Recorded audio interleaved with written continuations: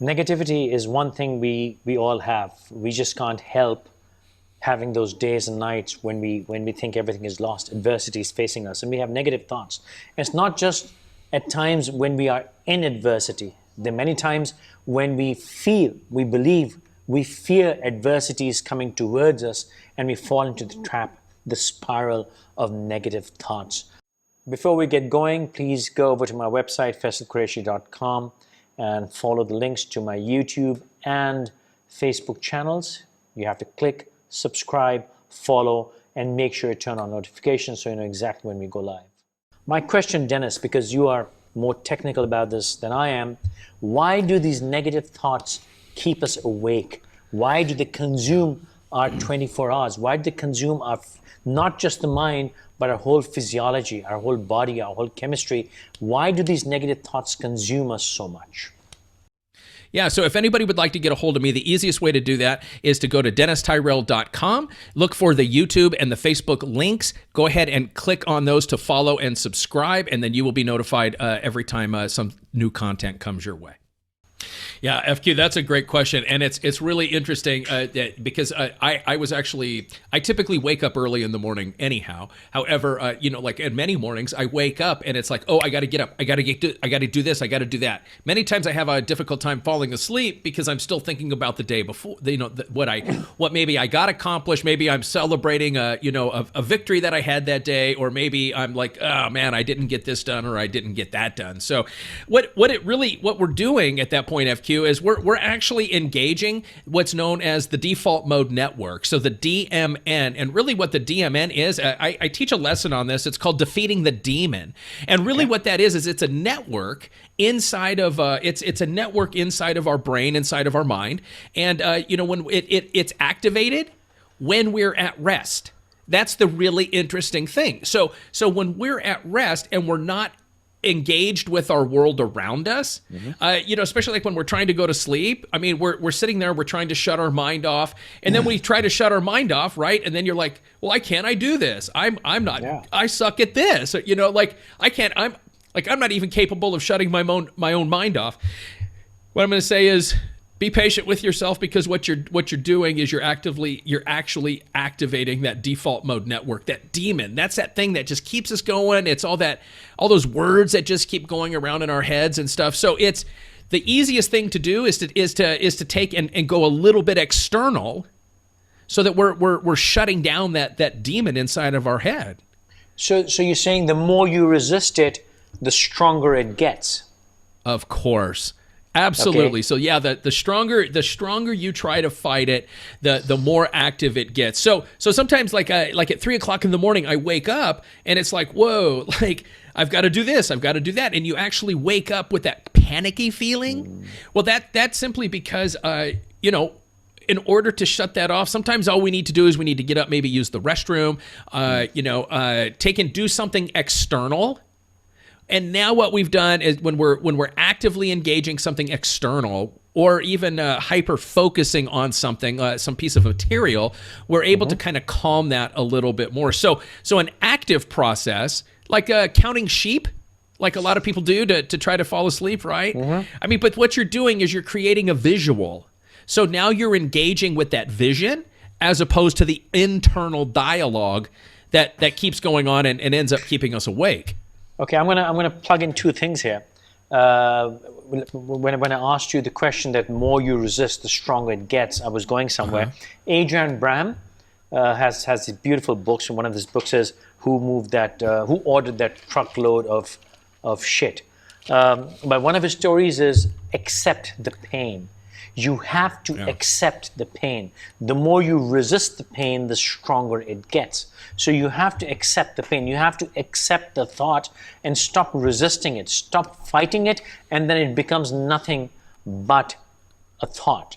Now, the other trick, which I practice actively every night, and I discovered this a few years ago as part of my meditation training for myself, is and I'm going to plug in Mingyur Rinpoche. Just look him up. I'll add the link. Mingyur Rinpoche.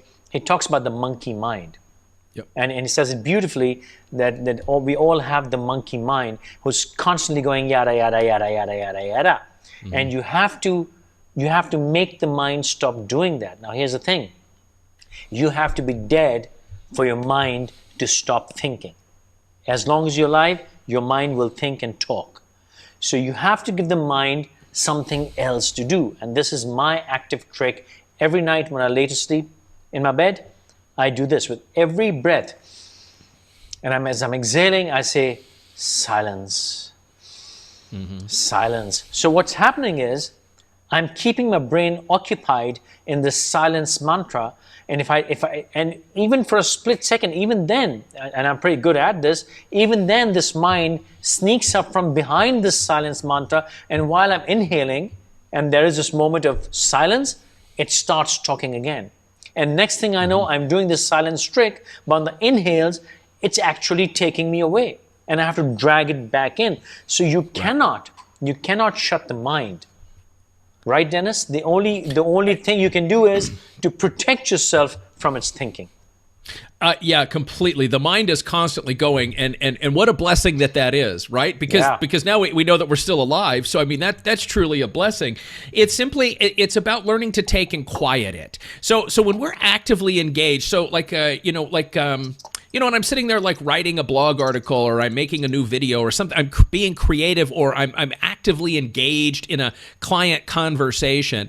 I mean, those thoughts are still going on. That monkey mind, that default mode network, it's still activated. However, what we've done is we've diminished its effectiveness to kind of come in and hijack us and get us sidetracked. So as far as sleep goes, and I like what you're saying, and I'm just going to come out and say it, FQ. Like, man, for you to be able to just sit there and go, quiet or sleep or relax, whatever it is that you said to yourself, like, or silence, like that's a very higher level. What I'm going to say is an easy thing that I do, because man, I have squirrel brain bad. And when I mean squirrel brain, I'm talking like I'm sitting here working at my desk, and I'm like, ooh, is that a bird? So all of a sudden, I'm like, oh my gosh, I'm more like a dog, So, and I get easily distracted. To be able to sleep, what I recommend, there's a technique, and it's you come down a stairway.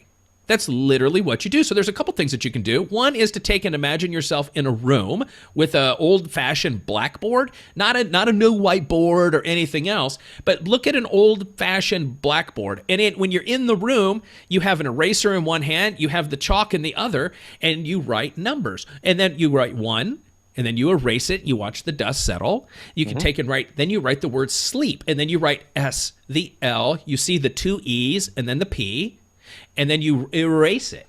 And as you're erasing it, you literally watch all that chalk dust fall to the ground. Another good one I use for myself, it seems to be very effective. When I just don't feel like writing on a chalkboard, that might just feel like too much effort in my mind at that moment. So I picture myself coming down a staircase, and each stair says the word sleep. And I have to spell it out. S, then the next one is an L, the next one is an E, the next one is an E, the final one is a P, and then the next step is sleep. So here's the trick. Your body, your physiology is ready to sleep. You're tired, you're exhausted, or you're in bed. Your body is ready to sleep. It's only the monkey mind which is not letting you go into sleep. And if you notice, when this is happening to you, all the negative thoughts, all the worries and fears, and regrets flowing through your head, your body is actually static. Your body is going into that dormant state. Your body is ready to shut down, but your mind is stopping you from doing it. So, whatever trick, my trick, Dennis' trick, or any other trick you can use, you're basically making sure the yada, yada, yada stops. The monkey mind, you have to give the monkey mind something to do. Also, you have to understand, one would say that I have to do this worrying. No. The worrying is not, when you're in bed, it's obvious you've stopped all practical action towards dealing with the real problem. Now you're in bed. You're not really fixing the problem. So just thinking about it, worrying about it, regretting it, or being fearful is not taking the problem away. You're just creating this massive brain activity. All your neurons are firing. That's it. That is all that you're doing, burning and consuming energy and wasting your sleep force. You're not achieving anything. So tell yourself that this activity is absolutely useless. You're not going to solve. So once you realize that this is a useless activity, it's like sitting there and shaking your leg. It's not achieving anything. It's a bloody nervous habit.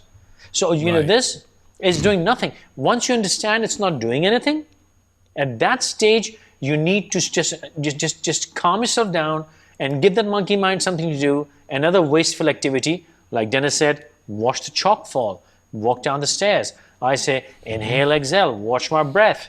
Just get out of the toxicity loop of negative thinking. It's useless, and try to calm yourself down. It helps us to understand the world.